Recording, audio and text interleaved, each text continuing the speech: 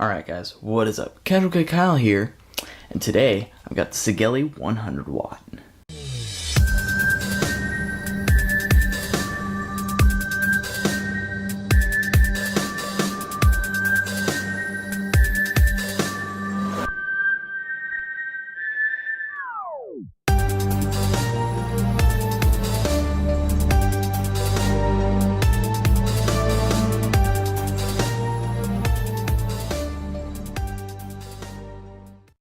Alright, so the Sigelei 100 watt is a pretty awesome box mod, actually. I'm really enjoying mine, and there's a few cons to it, but I'm pretty sure it might be subjective to mine, and, we'll get into that, but I'm just gonna fade this a little bit, we'll get up close, and we'll talk about it a little more. Alright, so here is the box that the Sigelei 100 watt comes in, and yeah, it's pretty good size packaging. As you can see, there's the actual box mod comparing to it. I got dust all over this box, and yeah, so you just open this up, and inside you've got a little pamphlet, little instruction manual. You have a certificate of what is a certificate of approved, like the certificate of inspection, and you have a little warranty card, and yeah, and then you go into here, and inside here you have 2 extra screws, and you have an extra copper pin, which is awesome. Here, let me get that on screen actually. So you get 2 extra screws in there, and you get an extra little copper pin right there, and the copper pin, that's your little contact on top. It is reverse threaded, and yeah, that's a smart idea because a lot of people were stripping it because they didn't know it was reverse threaded, so it's good that they brought in the second one. I have a little black sticker on there because mine is black. And yeah, that's the entire box. Just says Sigelei 100 watt, vape it, love it. Let's get on to the real box. The real box. So this guy right here has a nice big clicky button. As you can see, it displays, the display is right here. It shows you how many watts and how many volts you're getting. Shows you your ohms, but it only shows to the tenths. It doesn't show to the hundreds, which that does kind of suck. And then it shows your battery life right there. The screen actually goes off relatively quick. Hit minus to go down on wattage, hit plus to go up in wattage, shit like that, And you can go, I believe you can hit both of these at the same time. Oh, okay. So you hit plus and minus and it'll lock it. And it'll just say please unlock. And then you go and hold these again and it unlocks it. And then you can do that. Obviously it's saying check atomizer right now. Because I don't have an atomizer on here. So on top of here you have a little reverse threaded copper pin. And let me grab a handy dandy screwdriver, if I can grab it, and you just go right in here. It's a little flathead, and you just kind of twist and turn with it. And this guy does come with it too. It comes in the box, a little flathead for you. And the screws do go right here. I took mine out because they're unnecessary, because this thing has magnets plus screws. Ugh. And it comes apart like that. And here is your battery casing. And yeah, it's pretty nice, Got a magnet here, magnet there. Tells you plus and minus on the top and bottom, and it is pretty useful. So the batteries do need to be plus minus, minus plus on them, so they need to be opposite, and it has reverse battery protection on here. It will not fire if the batteries are in wrong, so that's good. And yeah, so I just have 2 LG 35 amp battery. How many mAh are these again? These are 2500 mAh. These are really good batteries. You still want to have 30 amp, 35 amp batteries in here. And I suggest you just get 2 new batteries like I did. These are 2 brand new batteries that I've only used for this. And yeah, just keep them in there and take them out to charge, because this does not have a mini USB connection. But if it did have a mini USB connection, it would take forever to charge this because it's 2 batteries, and these are bigger batteries than your little AA's. So with that, we can put the door back on. As you can see, it's really clean. There's a ribbon here to take out the batteries. That's about it. Little venting holes right here. That's you know what? Everything's all just nice in here. They just did a good job in here. There's screws in case something goes wrong and you know how to fix it. Or for them, you know, it's take apartable. And you have a little lip down here that goes for the door, who has a lip right here, and you just kind of stick her in there. Stuck it in like weird, I guess. There it goes. So you have a little lip right here, and that's where you just stick your fingernail and you just grab it and it does that, and then you just put it back, and yeah, and it works. Everything is cool. And to turn it on,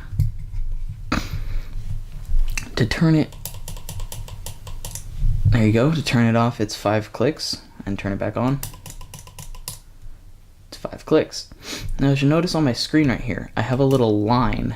It's not noticeable when it's on like that, but there is some dead LEDs that I got on here.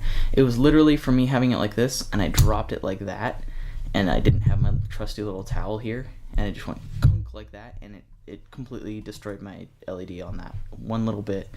It's not that noticeable when I'm checking my ohms and volts on this, but it's right on the zeros of my ohms and volts. So that's one little subjective con, because that was like the 3rd day I owned this that happened. But you know, it's a subjective con. Really, any other ones? Not really much.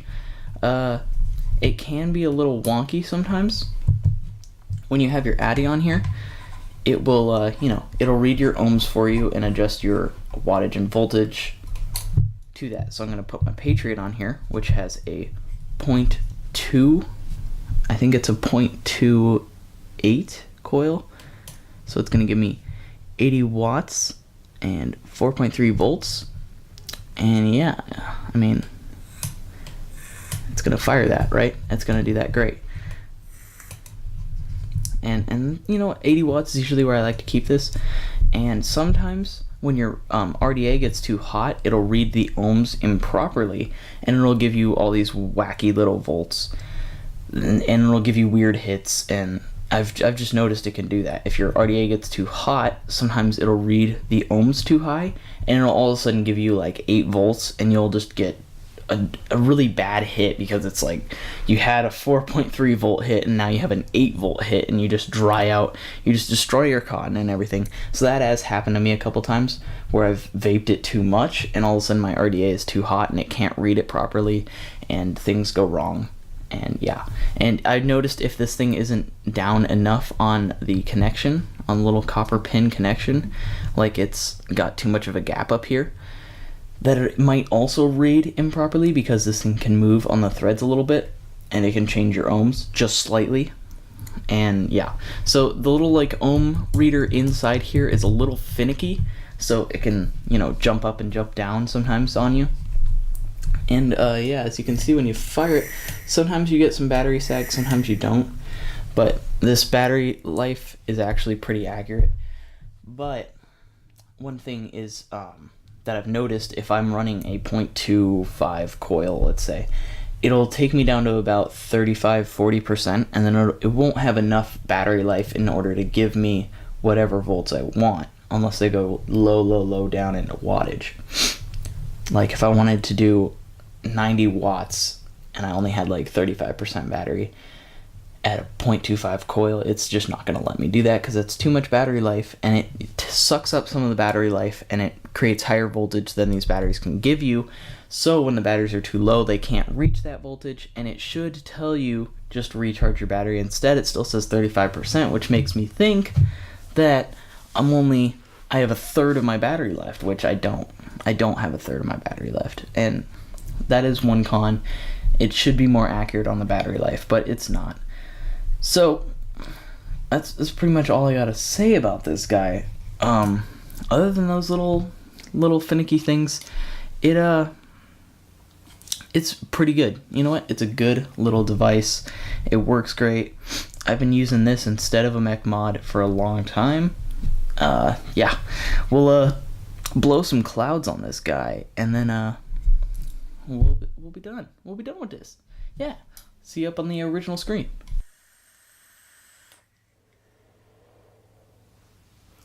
Alright guys, she's still chucking like a beast. I need to drip a little bit, but this thing is pretty awesome. Out of the little The little mini cons I got on this guy, other than the ohm reader being a little finicky, it works pretty good. I have had a couple weird calls where the ohms have read wrong, and I've gotten a really harsh 8-volt hit that I really didn't want, and I didn't know what was happening until I took the hit, and it was, making me cough my brains out, and this thing fried my cotton, and it was a bad experience with that.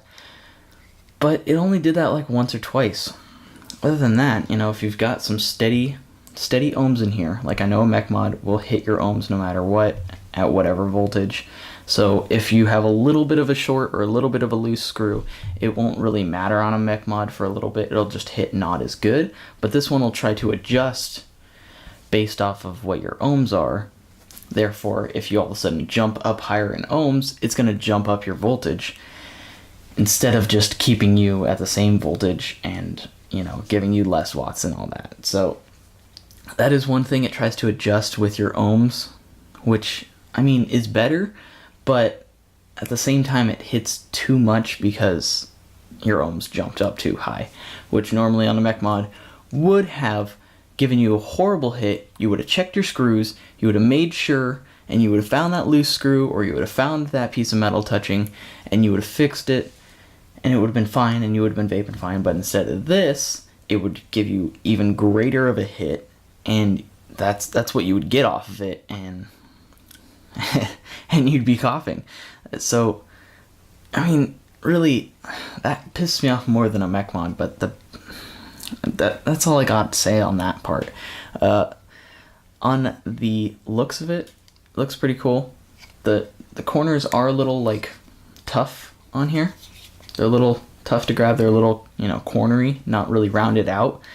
And, but the button fits nicely. I can have this nice, just sitting nice, just sitting great. And it can, yeah.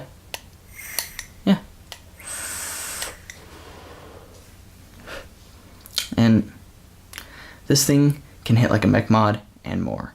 That is one thing that I love about it. It can hit like a mech mod and more. Because, hey, I got 4.2 volts at 80 watts. Cool, let's crank her up to 100. And how many volts do I get at that point? 4.7 volts. Now, 4.7 volts may not be a big deal if you weren't running a 0.25 coil on here. Now, 0.2 coil is already a hot coil, so when you add more voltage to a hot coil, it just makes it an even hotter coil. I'm just putting some extra drops on just because it's gonna be awesome.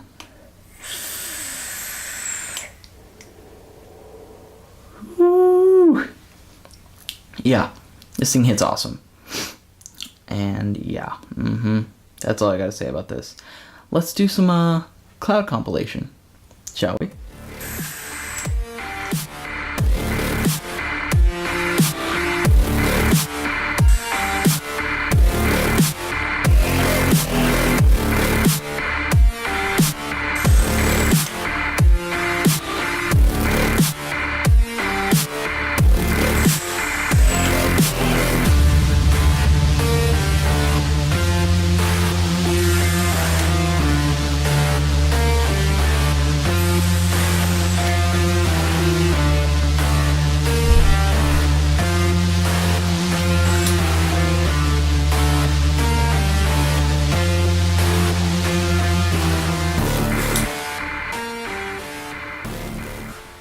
Alright guys, so that's that. That's a Sigelei 100 watt. It hits great. That's one of the best freaking box mods I've ever had in my life. I don't know if I ever want to try going above 100 watts because I was just hitting at 100 watts with 3 milligram juice. And I'm feeling pretty good right now. That thing hits amazing. Amazing. I put some other RDAs that have some awesome airflow, and I was able to blow like some competition clouds. It was crazy. Obviously, I could only take like one hit, and then I was, ready to drip again. But it really pump this thing.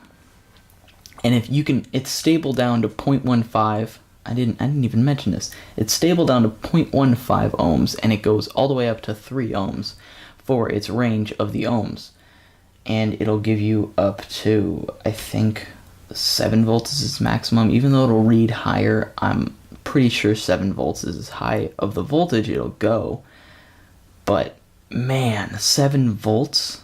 7 volt. Do you realize how hot of a hit 7 volts is? Even if you have a 0.3 ohm coil, hitting at 5 volts is a crazy, crazy thing. And that's all I got for you guys today. Let's keep on vaping and keep it casual, YouTube.